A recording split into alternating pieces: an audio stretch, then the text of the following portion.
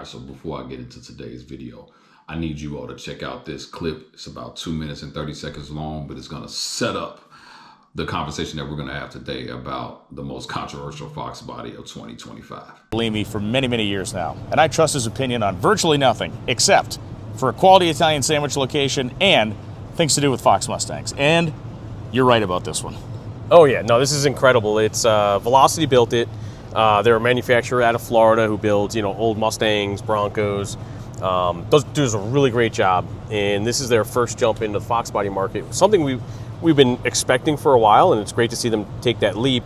With Roadster Shop had released a chassis last year. We were drooled over that. Yeah. Yes, and this is the first car on the chassis. So they said they've got tons of orders, hugely popular, and it's great to see it finally go from what we saw, just a bare chassis, to this. And this car is phenomenal. I mean, we've poured over the interior, under the hood. They got the Gen X Coyote up front, which is essentially the Gen 5 Coyote without, the dual throttle body and all that. It's got the old computer in it. They put a Whipple, plenty of power, 10R80 transmission. I mean, this thing is going to scoot. I mean, it's a Fox. It's going to be light. It's going to be fast. Yeah, wheels unbelievably perfect. You mentioned the interior, which is a literal highlight of this car.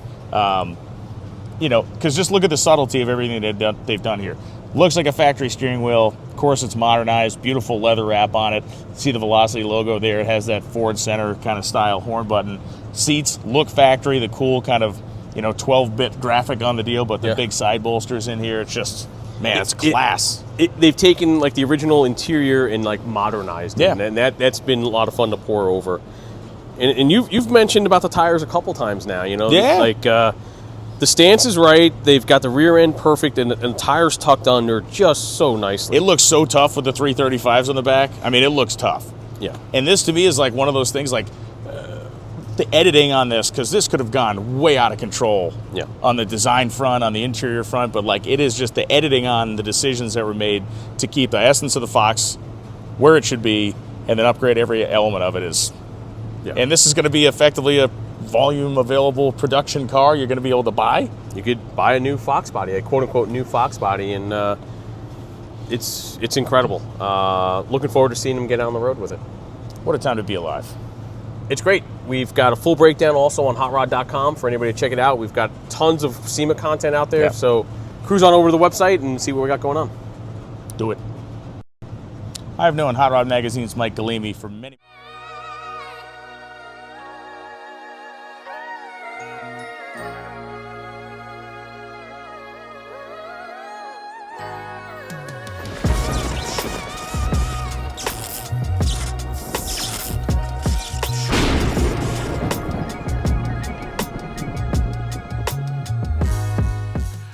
What's happening, everybody? It's your boy Kendall Sean with the world famous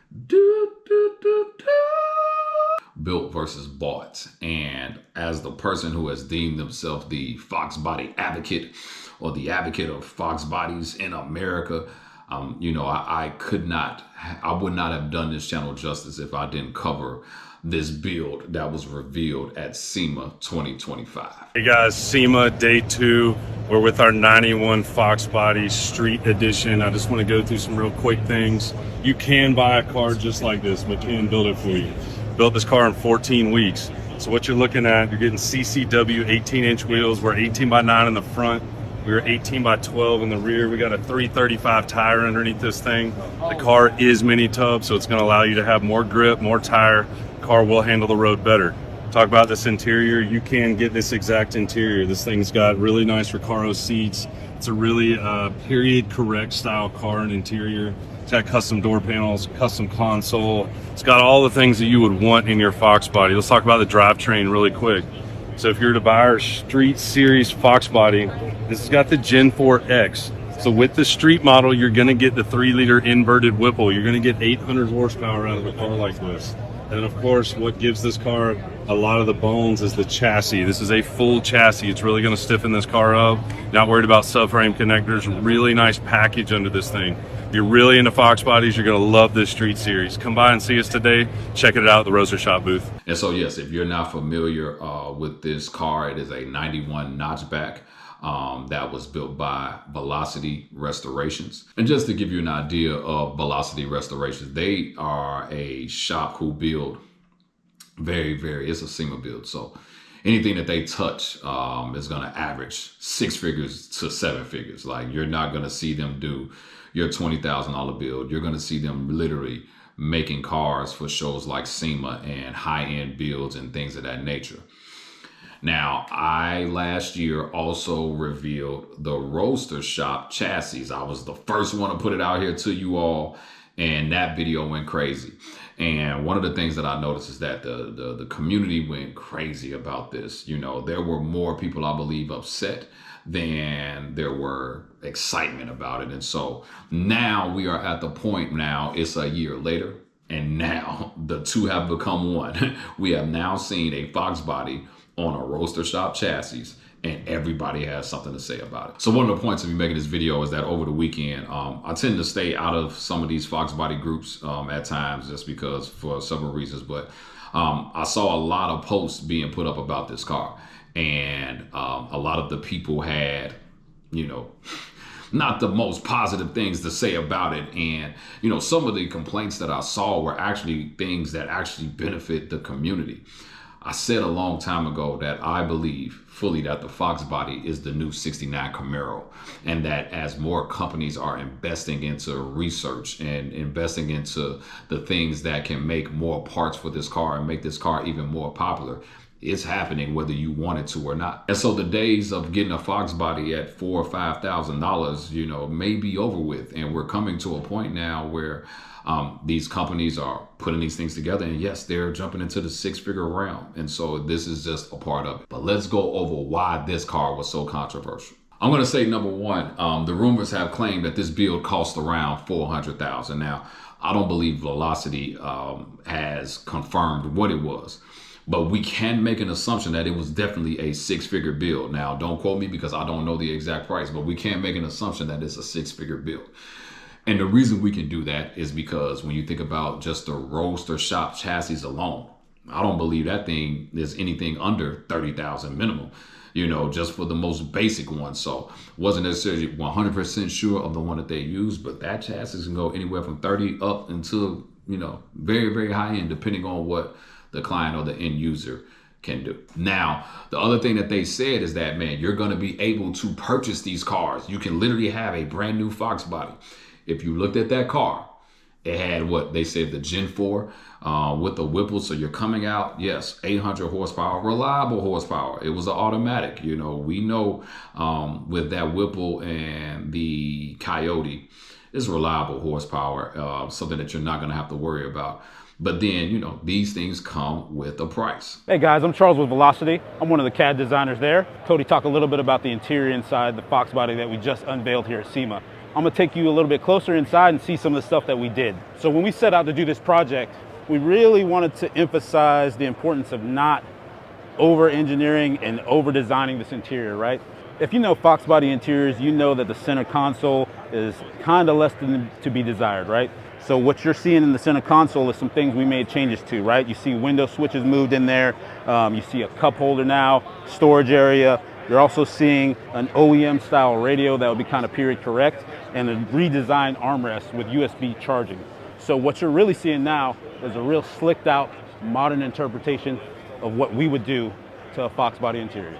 If you're here at SEMA, make sure you stop by the Roadster Shop booth and check. So I want to make a point. This video is actually, I am of the thought process that I am in agreement with going to the next level in these Foxbody builds. I saw a lot of the hate over the weekend, and for me, I'm actually celebrating Velocity Restorations for what they are doing. I think that what is happening now is that they are showing you that there is a great interest in the Foxbody world, and that it's not about how far the Foxbody world is stretching. I feel like a lot of people in the Foxbody community are hating on the new level of high-end builds that are being done. I could be very honest with you all right now. I know of 3 cars right now, maybe 4, that are being built that are over 6 figures. As much as some of you all want to keep this thing in the $5,000, $10,000 range, no, people are now taking Foxbodies and doing some of the most amazing and crazy builds that you have ever seen. So I'm actually glad that Velocity stepped out here and did this, and they actually revealed it a year later after Roadster Shop made the announcement. The other reason I'm gonna like it is because, hey, it is a black notchback, and you know I have a thing towards that. But everything, there was a lot of detail that's related to that car that people were upset about and just didn't understand. So I'm just gonna go over just a couple of things that I saw. Number one, they cut out the strut towers, which made, you know, it's SLA on that chassis, and you know they cut out the strut towers and made it one smooth bay. So that changes the dynamic of how the Foxbody look. The motor and the trans I've already hit on. Paint, the chassis, things of that nature. A good paint job when you're going at SEMA, minimum $20,000. The chassis, don't know, anywhere from 30 to 80. You know, the prep work that it took to make that body fit. Every body line on that car was straight. The car was mini tubbed. Another thing to take into consideration, they had 335s on the rear. Somebody had to make a custom exhaust. It did not look like they cut any corner. Now, stylistically, this may not have been the thing that you may like as related to the seats, as related to the steering wheel, things of that nature. I was able to see that they may have had a vintage air kit inside of the car. But for the most part, there still is a level of labor that goes into seeing something different. Even with the armrests, they have the charger ports and everything in there. And that armrest is not one that you can buy, you know, from your favorite Mustang part supplier. Just a lot of different things to take into consideration, wheels, tires, etc. There was a lot of man hours put into that car. We don't know what that car looked like prior to it going there, but there was a lot of man hours put into the car. So right now, let's talk about the complaints. One of the things that I saw the complaining about was that people are looking at this car and saying, there's no way I'll spend 6 figures in this, or I could build this for much cheaper, or I can do this and I can do.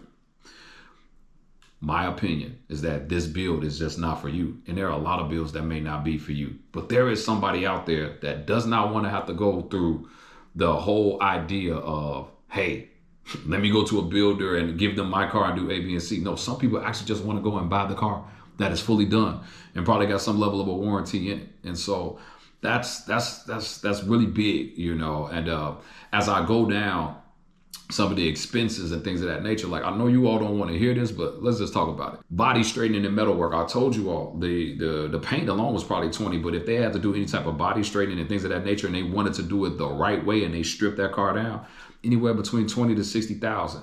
You know, the drivetrain, 20 to 40,000 for that. Like, do you all know what that Whipple by itself costs? It's $11,000, $12,000 just for the Whipple by itself, not including the motor. Custom interior. As much as you may love it or not, custom interior like that is going to range from somewhere to 10 to 20,000. I know you ought to say, oh no, it should be that. You have to pay attention to all the details to the car. The wiring, 10 to 20,000, you know. But then just the labor alone, we could be looking at anywhere between 50 to 150,000, depending on how many hours that they have in it. I am making some educated guesses about it, but that's just what it is. Let's talk about why it triggered the Foxbody community. Because the Foxbody has been known for years as the budget-friendly car to build and make fast. But those days are coming to an end. With I would say the emergence of coyote swapping, the emergence of new technology and things of that nature. That was fine for the 90s, and yes, you could do it, make some power and all of that. But now people want their cars to be comfortable. They want to be able to have a nice stereo system, have a seat, things of that nature. You know, the some of the stuff is that is out here. Like, the hate that I'm seeing is that, man, the whole car hobby is unattainable. Rich guys ruin Foxbodies. No Foxbody is worth that, etc. But who are you to determine what a Foxbody is worth? If somebody is willing to pay this level of money to do it, they are going to do it. And guess what? There are guys that are out here that are willing to pay the money, and you just may not be a part of that group. And that's not me hating on you, but I'm trying to take into consideration that what some of these other companies are doing. If you are a Foxbody owner, I want you to listen to me carefully. They are helping raise the value of even the car that you own. What I mean by that is that the more Foxbodies are becoming, for lack of better words, like a good one is becoming unattainable, well, then that means the value of what you have is going up. We just saw the other day what just happened recently with the Foxbody that went for, I believe, over $100,000 for a stock Foxbody. this, look, you all, this don't hurt your car. So on one end of the spectrum is kind of like this. I do understand like this sport is expensive, but these are the things that we need to be celebrating because it's taking the value. If you are a current owner, it's taking the value of your car up. Now, I'm not gonna sit here and lie. 400,000. I'm not saying that's the number, but 400. That was a rumor. It's 250 to 400,000. Is that excessive on a Foxbody? Yes.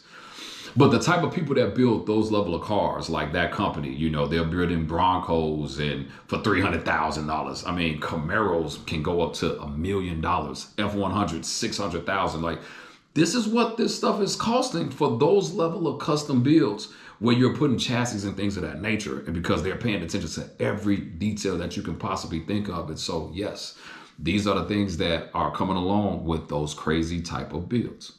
Now, let me say this. I do want to say this for everybody that's building their cars in their own garage and things of that nature. Hey, this is why we talk about build versus bought, because the reason why I have build versus bought and why I named it this, because I am not against either way that you want to go about doing it. If you want to build it, great. If you want to buy it, great. But more money doesn't equal a better build. It just equals to the point of what the person can do.